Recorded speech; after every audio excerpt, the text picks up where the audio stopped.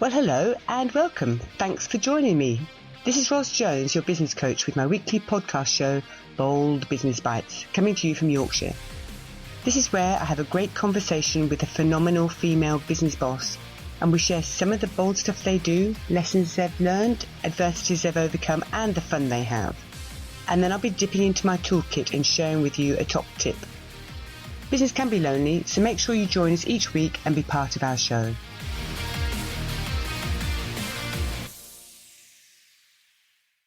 Hello and welcome to episode 10 of the Ros Jones Bold Business Bites podcast show. Today I'm going to be joined by Sally Haslewood, who is the founder and managing director of the national franchise Mumbler Limited. Hear how she started her business after a week from hell. If you can't find what you want, she says, create your own. And so her accidental business became a national franchise.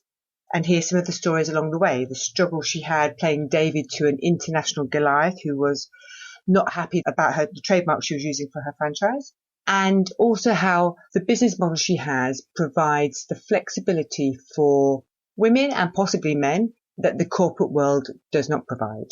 And then I'll be giving you some top tips about how to buy a franchise if that's the model you choose to make. Thanks for listening. I'm joined now by Sally Haslewood of Mumbler. Hi, Sally. Hi, Ros. Thanks for having me. It's a pleasure. Tell me a bit about Mumbler and how did you set it up? So Mumbler is a hyperlocal parenting website that I set up initially in 2012 in my hometown of Harrogate. And since then, I've grown considerably from a one-town website to now I've got 23 franchise Mumbler websites across the UK. Now, each Mumbler website is a hyperlocal parenting website with a strong social media community, and its aim is to bring parents together and provide the information that they need to help them raise children in that area, to find out what's going on and to meet each other. Fabulous. But tell me how it started. So back in 2011, it actually started with a week from hell. I'd moved back to my hometown of Harrogate on the Monday with my toddler and my husband, a 250-mile move from the south of England. And 4 days later, I gave birth to my second daughter. Wow. And I needed to just get out and about. I needed to find out what was going on with my toddler, and I needed to make friends, and I needed people to reassure me that I wasn't the only one up at 3 o'clock in the morning with a baby that wouldn't sleep. So I started researching what was on in the area, and considering this was 2011, so the digital age wasn't new at that point, I couldn't believe that I couldn't find the information that I needed. Mm-hmm. So I started creating it. So I started with a little Facebook group with a handful of people that I knew locally who had families, to share information, get to know each other a little bit, give each other support. And within a year, it had gone from 4 members to 1,000 members. Wow. I always say that Mumbler was an accidental business because even at that stage in the game, I had no idea that this would become a thing. It was purely filling a hole that I saw myself. In Harrogate, it was such a success that the following year I decided I needed to create a permanent home for all the information that was being shared on this Facebook group. And so I launched the first Mumbler website in November 2012. Wow. And then what made you turn it into a franchise? Well, for the first few years, it filled a hole for me personally because I was starting to earn a living from it. And yet it gave me the flexibility to be a working parent at home. So I was around for my children. Obviously, at that stage, I had a toddler and another child that was at preschool. And I needed to, for my own sanity, I needed to do something. I obviously needed to earn a living. So I was due to go back to work after maternity leave. So previous to this, I've been a chartered surveyor of all things. Wow. But everything changed for me with the second child. It wasn't worth it financially. My heart wasn't in it going back to surveying. And I needed to find something that I felt passionate about it. And Mumbler became that for me. And it was a huge success for me at that stage. And that was me with a laptop at the kitchen table during nap times. And after the kids had gone to bed, I really was working completely flexibly. But then as my own children grew over the next couple of years, and it got to the stage, it was around the time that both my children were starting primary school, I sort of dabbled with the idea of seeing if we could replicate what I'd done in Harrogate and other towns. And actually York was one of the first ones I did in Hull. Mm-hmm. Through either people I was connected with, so York's actually run by my sister, and an ex-colleague of her is Rachel, who ran Hull, and they were in a similar situation. They were both professional ladies from serious careers, I would say, earning well, but having had children, everything changed for them, and they were looking for something different. So I approached them, we had discussions, did they want to have a go and see if they could replicate what I'd done in Harrogate? And fortunately, they both said yes, so Hull went live first, and then York went live. And it turns out it wasn't me that was special, it was the concept. So they've been hugely successful. And it was on the back of those that really in sort of 2015-16 that I started thinking, right, we can really franchise this properly. Yeah. And since then I've brought on more than 20 other franchises across the country. And that's the way we're going now to expand the business. Each one is run by a local parent. They're all women at the moment, but hopefully one day we might have a dad in the mix. Mm-hmm. But they tend to be from professional backgrounds, and they're looking for a job that they can, twofold. They want something they can be passionate about, something that they really care about, but also they can work completely flexibly around the families, and that's what Mumbler offers. Fantastic. It sounds like a fabulous model that obviously is very popular as well. So what do you look for when you recruit a franchisee, Sally? Well, I think as with every business, it is all about the people that you bring on board. And I've made mistakes along the way. I can admit that. But I do think you learn from them. But the franchisees that I've got now in my business are phenomenal. And that is what makes a business. They are all passionate about what they do. They are the ultimate multitaskers. They know what they want to achieve in terms of business planning, in terms of financials, and in terms of providing something that's actually useful for their own communities. They all care about where they come from and their parenting communities, and they really want to make a difference. So what I've done over the years is I've actually got a quite firm customer avatar, I call it, of what I'm looking for in terms of a franchisee. Having said that, some of my very successful franchisees fall outside the mould. So I think a lot of it comes down to gut instinct as well. The things I look for, but obviously, it's meeting people and getting a feel for them. Yeah. And I try and be as open as possible about Mumbler. I want them to have all of the information up front so that they can then decide if it's right for them and their families. Because a lot of them are coming from a corporate environment where they've had a decent salary, and making that leap into self-employment, particularly when you've got young children, it's a big decision to make. And I want people to do it with their eyes open, because ultimately I want success. So I want people to go into it with their eyes wide open who want to achieve. Yeah. A franchise, I guess, is built on systems. So what's the mix there of human and systems for you? Well, I always think of Mumbler as an accidental business because I didn't set up with this in mind. And it has evolved over the years, and it will continue to evolve and grow. And systems are probably my least favourite part of the business. Wow. And because my background, as I say, was civil service valuation office, I didn't come from a corporate background. I didn't come from a sales and marketing background. So I've had to learn a lot of it. But generally what I do, I'd never liked the idea of policy for the sake of policy or process for the sake of process. However, as you grow and build a business, it becomes apparent very quickly that something's not working or something can be slicker, and that's the point to bring in a system. Mm-hmm. So usually what I'll do is I'll find a problem and then I'll find a solution, create some sort of process or system to make it slicker, and then make sure you communicate it. That's the key thing. Obviously with a business, the bigger you get, there are people that are sometimes reluctant to change. However, as long as you can demonstrate why you're doing it and there's a good reason behind it, I've never yet come up against anything that's insurmountable or that can't be tweaked or improved. And sometimes I get it wrong. And as with all aspects of the business, occasionally things do go wrong. But I always think as long as you're honest with people, we're all humans. On occasion when it does go wrong, I'll put my hands up and say, thought this would work and it didn't. Yeah. We'll try something else, be a little bit agile, as they say in management speak. You said 23 franchises across the country. How do you communicate with them all to let them know what's going on? Well, as with everything to do with the business, that has evolved over time. In the early days, it was just me and then me and a couple of franchisees, so we could just chat to each other whenever we want. But obviously, the bigger it's getting, the more potential there is for people to contact you all the time. So there has been a degree of trying to manage that. So there's a few things that I brought in line. First of all, in the early days when a franchise comes on board, I want to be there for them all the time. That is my job, to support them and make them feel comfortable and train them. However, because we've now got this massive bank of successful franchisees who have all got different skill sets because they're all from different backgrounds, it was also important to allow them to be able to communicate with each other freely and to support each other and to mentor each other. So we use something called Workplace by Facebook, which is like Facebook for business, so they can talk to each other whenever they want. I encourage that wholly, to share successes, or to share best practice, or even if you're just having a bad day and you need someone to pick you up a little bit, just to encourage that team spirit. Yeah. But then I also do webinars about every fortnight, very casual, but usually on an evening, because it has to work around everyone's families, but where people can hop online and have a bit of face-to-face time with me and each other.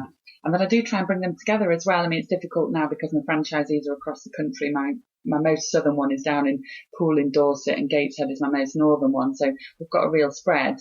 But once a year, I do try and get them together in real life for a conference where we can network with each other, bring in subject matter experts. And we quite often have a business coach that comes along to that as well, to pep everyone up and head everyone off feeling ready to go and ready to conquer the world. Yeah, good. And so my part of my business is a franchise as well.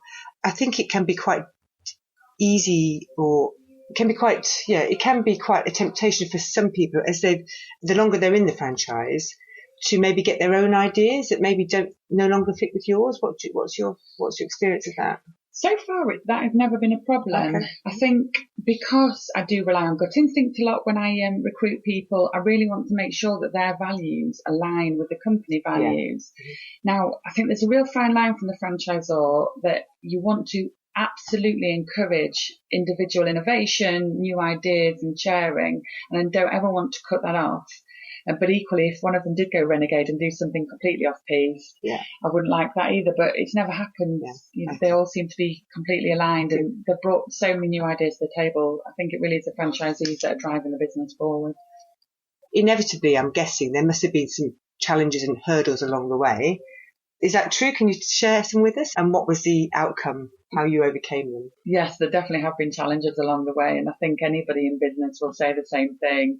I think the most important thing is your mindset on things like that. There will be challenges. It's to be expected, and it's just, do you learn from them? Do you pick yourself back up and carry on and continue to grow? And I hope that I've certainly learned from my challenges along the way. But one that certainly sticks into mind was in the very early days of franchising.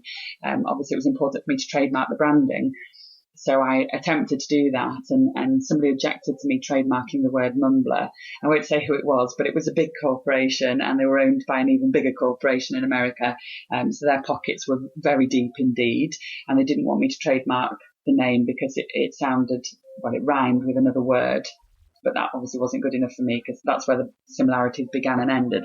And I felt so passionately about it that ultimately I decided that come what may, I was going to challenge this, if necessary, through the courts. And I had to represent myself. We took legal advice, obviously, but in the early days of a business, you've got no money. So we had to literally put our money to where our mouth was and fund it personally to defend the trademark, because it was so important to me. It did feel very much like a David and Goliath moment. Yeah, we won, so that was great. It was, there were some nerve-wracking moments along the way, and it could have, even if we were right and they were wrong, their pockets were infinitely deeper than us. They would have been able to go a lot further down the line than us. But so I've definitely learnt from that. But equally, I do fundamentally believe if you're passionate about something and you believe you're right, you've got to take it as far as you possibly can. So yeah, that was a challenge in the early days. Yeah, well done for you, and having that courage of your convictions. In your years of business now, what do you think has been your biggest challenge for you personally? What's the skill you've had to learn as you've built? Well, I think going from a very small business to growing and expanding, which is where I want to go, it's learning, or it certainly was for me, was learning how to let go a little bit. When I started, I was the master of everything, running every single aspect of my business, knowing it inside out myself and doing everything myself. And I am a very hands-on person. But obviously in terms of growth, you have to get good at shedding hats, delegating where you can, and focusing on the bits that only you can do. So I have a mantra now that if either it doesn't bring me joy, it doesn't earn me revenue, or somebody else is better at it than me, then I think you do what you do best and you delegate the rest. Yeah. I find that a lot of business owners that I work with have that challenge about actually letting go, or being prepared or willing to train somebody up, taking the time to train somebody up so that they are confident that that person can do it to the same standard as you would do it. Mm-hmm. And that is a big challenge. But it's, as you say, it's the only way to go if you want to grow. Absolutely. Because you cannot physically do everything yourself. What about staffing generally? Employees, teams, team building? That's, in my experience, one of the big challenges that business owners who want to grow face and find it difficult to deal with. What's your experience of that, Sally? Is there anything you'd like to share with us? Yeah, well, I think one of the key things is, and I think business societies moving this way, is that it doesn't have to be the 9 to 5 anymore. And that's one of the key things about Mumbler. I wouldn't say it's part-time because we work so hard. We probably do more hours than we did at our desk, but it's complete flexibility. And I think the sooner that other businesses switch on to the fact that in this day and age you should be able to be completely flexible in a lot of industries, that they will get more out of their staff. Most of the people who work for head office, in fact all of them, including myself, work around school hours. So we do a shorter day during the day so we can be there for our kids, and there's no shame in that at all. We can still absolutely achieve, and 9 times out of 10 I'll be back at my keyboard after the kids have gone to bed at night, and that working pattern works for me absolutely as it does for the other people that work with me. So I think flexibility is key, but as with all of the businesses as well, it's the quality of the staff. Mm-hmm. It's if you've got the right people in post, your business will fly. And you know, on occasions I've got it wrong, and that is without doubt one of the hardest bits of running a business when you've got to part ways with somebody. And I think particularly in a business like Mumbler, we all work very closely together, and you get to know each other's personal circumstances and their family, and it's agonising. But as a business owner, you've got to look after the business, which means looking after the interests of everyone else who works for the company as well. And sometimes you do have to make difficult decisions. But as I say, getting the team that I've got now, the franchisees that I've got now, are absolutely phenomenal. So moving forward, I'll be looking for more of the same, because they're the ones who drive the business forward. How do you find them? Well, over the 4 years now that we've been recruiting franchisees, my process have evolved. Mm-hmm. I think in the early days I was looking for people who were looking for franchises. However, as the company's grown, there's some characteristics of my successful franchisees that shine through across all of them. So what I tend to do now is actually go to industry, because they tend to be professional working parents who've had a couple of children and realise that the corporate world doesn't do it for them anymore. So I tend to now advertise in the industry magazines. And also word of mouth. We get an awful lot of franchisees from people who either know somebody or have lived in an area where we've had a Mumbler previously, and we hear about them that way. So that's fabulous. That means that you're actually providing the flexibility of a working life that, as you say, the corporates are failing often to provide. So you're filling a gap there for them and attracting some great people as a result. So well done you for identifying that. That's phenomenal. So it sounds like you work really hard to bring about this dream business, Sally. What do you see that it looks like in the end? What does your business look like when it's finished? That's what I like to ask my clients. What do you see your business looking like when it's finished? I think I struggle with the idea of finished for Mumbler, because I still refer to it as an accidental business, because there was no master plan in the early days, and there still isn't a master plan. I want more of the same. I want every parent in the UK to be able to benefit from the resources that our local websites provide. So we want more franchisees across the UK and then potentially internationally. But I love my job. So to me, seeing a finish sees me retiring or selling, neither of which I want to do. Right. Okay. I get it. And actually then if you think of a Mumbler in every town, the possibilities are huge, aren't they? Absolutely. Every town in the world gets even bigger. Phenomenal. And so I'm guessing you use digital platforms now for you've got websites, Facebook groups to promote the towns and services. So how do you keep up to date? Because presumably the rate of change in technology is so fast these days. How do you manage to keep up to date with that? It's difficult, but it's absolutely vital to our business because we are on a digital platform. So one of the most important things that I can do as Mumbler HQ is to make sure that I am ahead of the game, keeping an eye on digital technology, social media platforms, what's popular, what's going to be popular in the future. Even in the 6 years that we've been running Mumbler, videos come from being fairly obscure to totally mainstream and expected now. Instagram, rewind 6 years ago wasn't really a thing, whereas now it's one of our most popular social platforms. So I want to continue to be ahead of the game on that and involve. I think it's important for any business to remain agile. And if you see a technology, even if it doesn't feel comfortable to start with, have a go. Because ultimately we need to be wherever our customers are, and our customers are parents. So wherever they are, we will be. your well-being, your work-life balance, as they say? How do you relax? How do you turn off from work? Or tell me about that. Well, I think the first thing to say is I don't believe in work-life balance. I don't think it is a balance. I think it's a juggle. Sometimes work is on top and sometimes family life is on top, and it's ever evolving. But I'm happy with that. I make no apologies about loving my job. So there are times in my life where work does take over slightly and I have to speak to my family, my husband and my children, but they get it. They understand. But then also I'm in the very fortunate position that when my children are off school, so for example, school holidays or in the evenings, I can be there for them. I really make a conscious effort to down tools.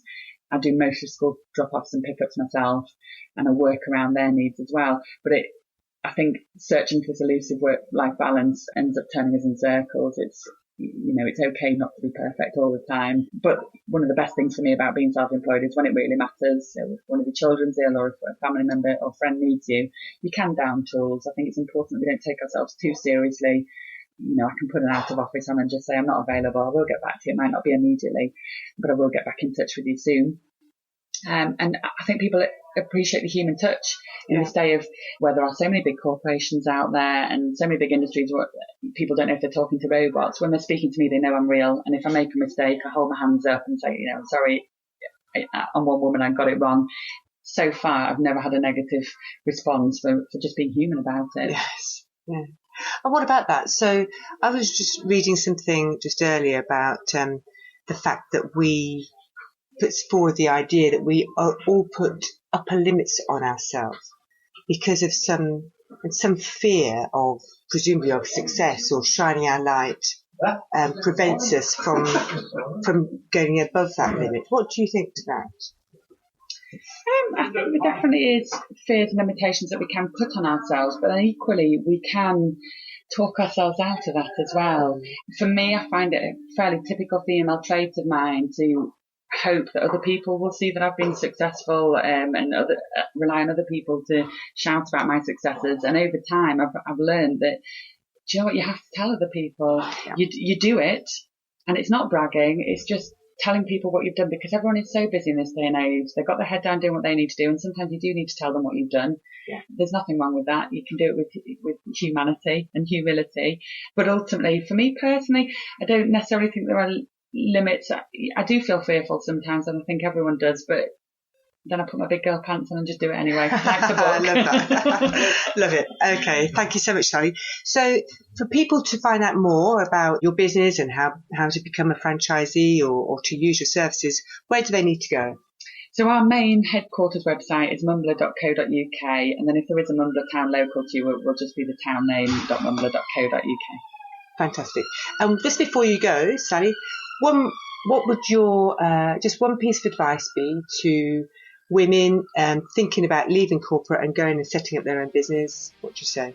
If I was to condense it, I'd say trust your instincts. If you think there's a better option out there, there probably is.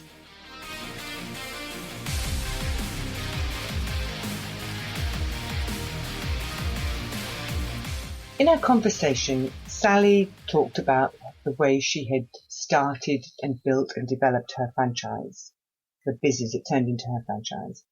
It made me wonder whether some of you there might be thinking about buying a franchise. So I thought I'd give you some top tips for buying a franchise. I think number one, you need to ask yourself, why are you looking at a business? Are you looking to just buy yourself a job, be the technician if you like, or do you have the entrepreneurial spirit that running your own business requires? If the thought of buying and running your own business paralyzes you with fear, you need to question whether it's the right option for you. Most franchisees that fail do so because they're not suited to the system, not the other way around. Many of them don't have the entrepreneurial mindset to run a business. They still have the mindset of an employee. Number two, if you could create the perfect business, what would that business be? And then start looking for franchises that match the general idea you came up with. You've got to enjoy what you'd end up doing after all. You'll find you'll be faced with a huge variety of possibilities. Choice is a good thing, but too much choice can also be bad, and it can cause you to procrastinate. So make sure that it's something that you really like doing first. So there may be lots of money, for example, to be made from running a dog grooming franchise. But if you can't stand animals, it wouldn't be the right thing for you. So you could make money, but you need to be clear on what it is you want. And then do your due diligence. Once you've found it, do due diligence and speak to a few successful franchisees as well as some who are struggling. Ask them, why did you get into this business in the first place? What's been your greatest challenges and how did you overcome them? If you were given the chance again, would you reinvest in the business? What suggestions would you have for prospective buyers? And then ask the franchisor the same questions and see if the answers match. Try and work out what their mindsets are and compare them to yours. Don't be put off by those that are struggling if they're in the minority, but if they are the majority, you need to check out another opportunity. Make yourself a business plan, develop a business plan and ask some of the franchisees if they think it's achievable. So all of these things are based on my own experience because part of my business is a franchise. This is really important to do this stuff up front. Could be the most expensive mistake you've ever made. So number 5 is make sure you go through the legals thoroughly and spend money talking with a suitably qualified franchise lawyer. Understand exactly what's expected of you and what the franchisor will do for you. The contract is undoubtedly going to be in their favour, but ask the Law Society to recommend you to a lawyer who specialises in franchises. It will be cheaper if they're already used to dealing with franchise matters. Spend the money up front. Get somebody with franchise experience. And don't be afraid to interview or shortlist some lawyers to get the right one for you. Same with an accountant. Get a suitably qualified accountant before you take the plunge and sign for the purchase of the franchise. They'll help you to structure your future business so that you get maximum tax and financial benefit. And choose one that's got franchise experience and interview them. You need to be looking for a franchise system that meets your needs today as well as in, say, 5 years' time. So try and work out whether it will grow with you in time.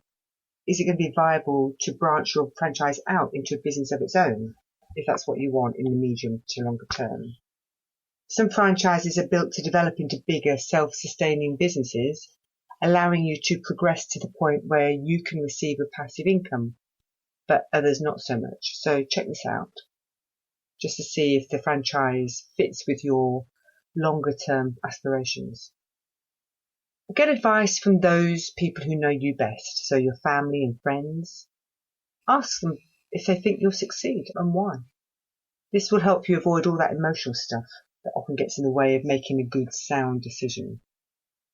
Number 9, make sure you have the full support of your family, especially if this is your first business venture and it's costing a lot of money. If you're keen on a retail type business, of course, you'll probably find you won't have another weekend at home again, which can take some getting used to, especially if you're from the corporate world. If at all possible, see if you can arrange it so you can spend a day with a franchisee. This will give you a much better idea of what the day in the life of an average franchisee is like. It will give you a very good feel for what running a franchise will be like. And then finally, number 11, document everything that's said outside of the agreement. Get as much as you can in writing. Franchising is all about relationships, but if you've been promised something that isn't explicitly stated in the agreement, I tell you, you could end up being very disappointed if the person who made the promise should leave. So get it all in writing. Hope that's been useful for you. Remember, the number 1 business rule is profit is king. It's not about the number of people you employ or your revenue, it's about the profit. So make sure that the business that you buy is capable of making the profit that you want. And good luck. So thanks for listening to Rolls Jones Bold Business Bites podcast. If you found this interesting and you want more information, feel free to get in touch. You can call me, email me, go to my website, and I look forward to hearing from you. And remember to subscribe to my show. Thanks for listening. This has been your Rolls Jones Bold Business Bites show. If you'd like any further information about anything we've discussed today, please just get in touch. Go to businesscoachingyorkshire.co.uk. Please join me again next week when I'll be speaking with another phenomenal female business boss with bold business bites. And remember to subscribe to my show. Thanks for listening.